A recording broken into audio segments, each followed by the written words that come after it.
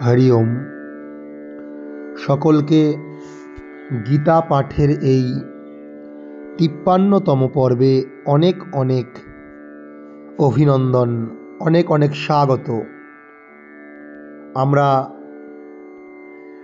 শ্রীমদ্ ভগবদ্ গীতার ২য় অধ্যায় সাংখ্যযোগ অধ্যয়ন করছি। গতদিন আমরা ৫২তম পর্বে জেনেছি স্থিতপ্রজ্ঞের লক্ষণ। ভগবান শ্রীকৃষ্ণ অর্জুনের বন্ধুরূপে তাকে তার যে মানসিক দুর্বলতা, তার যে মানসিক অস্থিরতা, তার যে ব্যথা যন্ত্রণা, হতাশা ইত্যাদিকে দূর করার জন্য তাকে নানান উপদেশ দিয়েছেন।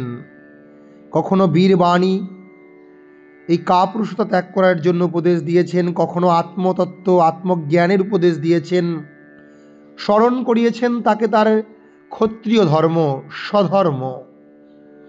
এবং তিনি আজকে বলছেন জীবনের যে কোনো পরিস্থিতি, তা অনুকূল হোক বা প্রতিকূল হোক, সফলতা বা বিফলতা হোক, তাকে স্থির থাকতে বলছেন। তার বুদ্ধি, তার প্রজ্ঞাকে প্রতিষ্ঠিত অর্থাৎ স্থির ধীর শান্ত করতে বলছেন। আজকে সেরকমই একটি শ্লোক আমরা পড়ব। ২য় অধ্যায় সাংখ্যযোগ, শ্লোক সংখ্যা ৫৮। কি বলছেন শ্রীকৃষ্ণ অর্জুনকে আমরা শুনব।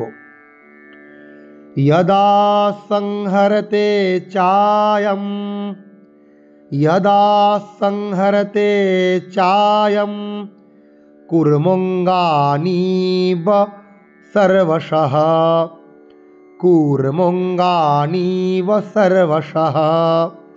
इन्द्रियाणीन्द्रियार्थेभ्यः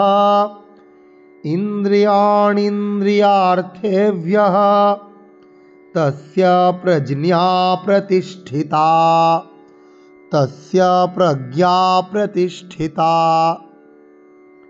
না কি বলছে, কূর্ম অর্থাৎ কচ্ছপ।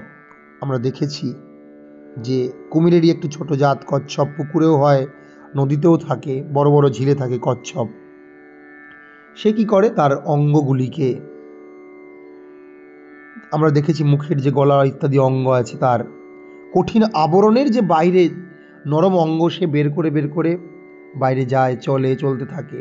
কিন্তু যখনই সে কোনো উত্তেজনা, বাইরের কোনো শব্দ ইত্যাদি পায়, তখন সে কিন্তু তার যে অঙ্গ প্রত্যঙ্গগুলি আছে সেগুলিকে ভিতরের দিকে ঢুকিয়ে নেয়, যাতে সে বাইরের কোনো প্রতিকূলতার দ্বারা আঘাতগ্রস্ত না হয়, সে ব্যথা না পায়। ঠিক সেরকম যারা স্থির ব্যক্তি, যারা নিজেদেরকে এই জীবনে যুদ্ধে, এই জীবনে চলার পথে ধীর স্থির শান্ত রাখতে চায়, কর্ম করার ক্ষেত্রে, কাজ করার ক্ষেত্রে তারা খুব সুন্দরভাবে আত্মনিবেদন করতে পারে, নিজেদেরকে সেই কর্মের প্রতি সমর্পিত করতে পারে, তার জন্য তারা কি করে, তাদের যে কাজ করার অন্তরায়, তার প্রধান কারণ হচ্ছে ইন্দ্রিয়। আমাদের এই যে ইন্দ্রিয়গুলি আছে, আমরা জানি একাদশ ইন্দ্রিয়, 5টি কর্মেন্দ্রিয়। সেগুলো কি না, হস্ত হাত, পাদ পা, পায়ু উপস্থ এবং মুখ অর্থাৎ বদন। এই যে ইন্দ্রিয়গুলো, এগুলো কর্মেন্দ্রিয়। জ্ঞানেন্দ্রিয় চক্ষু, চোখ, কান, নাক, নাসিকা যেটা বলা হচ্ছে নাক, জিহ্বা এবং ত্বক, আর একটি অন্তরেন্দ্রিয় মন। এই ইন্দ্রিয়গুলি সবসময় বহির্মুখী, সবসময় বাইরের জিনিসকে গ্রহণ করতে চায়।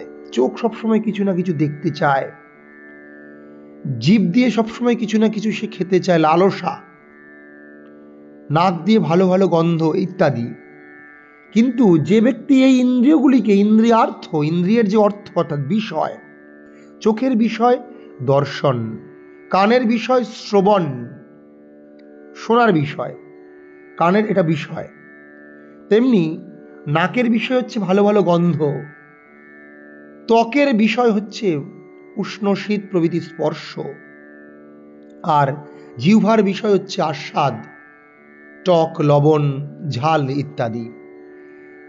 সেরকম কাজ করার বিভিন্ন বিষয় আছে, হাতের বিষয়, কোনো কিছুকে ধরা, কাজ করা, মোবাইল চালানো, সবসময় হাতগুলো চলছে, মোবাইলের কিবোর্ডের উপর ঘুরছে, পা সবসময় কোথাও না কোথাও যেতে চাইছে, মুখ সবসময় বাচাট কিছু না কিছু বলতে চাইছে। এই যে ইন্দ্রিয়গুলো তার বিষয়ের প্রতি সবসময় ধাবিত হচ্ছে, ইন্দ্রিয়গুলোর যে প্রবণতা সবসময় বাইরের বিষয়ের প্রতি ধাবিত হওয়া, যে ব্যক্তি এই বিষয় থেকে ইন্দ্রিয়গুলোকে সংযত করতে পারে, তস্য প্রজ্ঞাত, তার প্রজ্ঞা, তার জ্ঞান, তার বুদ্ধি, তার মন, তার হৃদয় স্থির হয়েছে, এ কথা বলা যায়। তস্য প্রজ্ঞা প্রতিষ্ঠিত হয়েছে, ধীর স্থির হয়েছে। অর্থাৎ এখানে একটা উপমা পেলাম আমরা, কম্পারিজন, কি না, ইন্দ্রিয়গুলোকে তুলনা করা হয়েছে কিসের সাথে না, কচ্ছপের বহিরঙ্গগুলির সাথে, যেগুলো নরম অংশ বাইরে বেরিয়ে আসে। আর কচ্ছপকে তুলনা করা হয়েছে ব্যক্তির সাথে, কোনো একজন ব্যক্তির সাথে। আর বিষয় আশয়কে তুলনা করা হয়েছে কচ্ছপ যে বাইরের ভয় বা বাইরের যে উত্তেজনা, যে স্টিমুলেশন পেলে সে ভিতরে ঢুকিয়ে নেয় তার সাথে। অর্থাৎ কচ্ছপ যেমন ইন্দ্রিয় তার অঙ্গ প্রত্যঙ্গগুলিকে ভিতরের দিকে ঢুকিয়ে নেয়, কঠিন আবরণের মধ্যে ঢুকিয়ে নেয়, সে নিজেকে নিজেকে রক্ষা করার জন্য, আত্মরক্ষার জন্য, তেমনি যে ব্যক্তি তার ইন্দ্রিয়গুলোকে সবসময় নিজের ভিতরে সংযত রাখতে পারে বাইরের বিভিন্ন বিষয় থেকে, তার কিন্তু প্রজ্ঞা প্রতিষ্ঠিত, সে কিন্তু অবশ্যই জীবনে শান্তি লাভ করবে। তাই এই অর্থ দাঁড়ালো কি না, কুর্ম যেমন তার অঙ্গসমূহ তার কঠিন বহিরাবরণের মধ্যে সংকুচিত করে, তেমনি যে ব্যক্তি তার ইন্দ্রিয়গুলিকে ইন্দ্রিয়ের বিষয় থেকে প্রত্যাহার করে নিতে পারেন, তার চেতনা চিন্ময় জ্ঞানে প্রতিষ্ঠিত, একথা বলা যায়।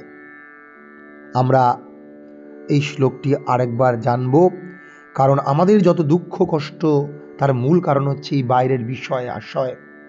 আমরা চোখ দিয়ে সবসময় একটা ভালো জিনিস দেখছি, তারপরে যদি কখনো ভালো জিনিস দেখতে না পাই, ব্যাস আমাদের মন খারাপ হয়ে গেল। আমরা কান দিয়ে সবসময় ভালো জিনিস শুনছি, হঠাৎ করে আমরা কান দিয়ে শুনতে শুনতে একটা খারাপ জিনিস শুনে ফেললাম, বা আমাদের যেটা শোনার ইচ্ছা সেটা শুনতে পেলাম না, আমাদের মন ভীষণ খারাপ হয়ে গেল। আমরা জিভ দিয়ে সবসময় ভালো খাবার খেতে চাইছি, সুস্বাদু রান্না, সুস্বাদু আহার, আজকে রান্নাটা খুব খারাপ হয়ে গেছে, ব্যাস আমাদের মন চঞ্চল হয়ে গেল। এরকম হলে চলবে না। শ্রীকৃষ্ণ অর্জুনকে সেই উপদেশ দিচ্ছেন যে তুমি যুদ্ধক্ষেত্রে এসেছো, তুমি সামনে আত্মীয় স্বজনদের দেখেছো, তুমি জানো তুমি এখানে ধর্ম প্রতিষ্ঠা করার জন্য এসেছো, তাই এদেরকে দেখে তোমার এখানে কিন্তু এই শোক বিহ্বল হয়ে শোক সংবিঘ্ন মানস, এই রথপুস্ত উপাবিশদ, তুমি রথের উপর যে বসে পড়েছো, এটা কিন্তু তুমি ঠিক করনি। তুমি ওঠো, ক্লৈব্যাম মাস্ম নহিতা ত্বয়ুপপাদ্যতে, এটা তোমাকে মানায় না।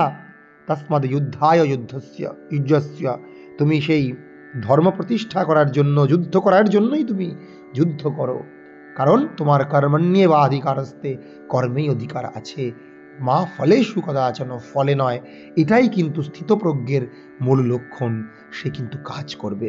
শ্রীমদ্ ভগবদ্গীতায় কিন্তু এত সুন্দর করে আমাদের প্রাত্যহিক জীবনে আমরা যাতে জীবনকে সুন্দর করতে পারি, তার জন্য প্রত্যেকটি শ্লোক শ্রীকৃষ্ণ অর্জুনকে বলেছেন।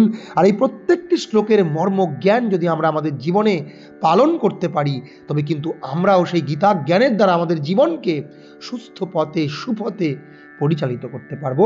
আমরা শ্লোকটি আরেকবার অভ্যাস করব। আমি একবার করে বলবো, শুনে শুনে আপনারা বলবেন।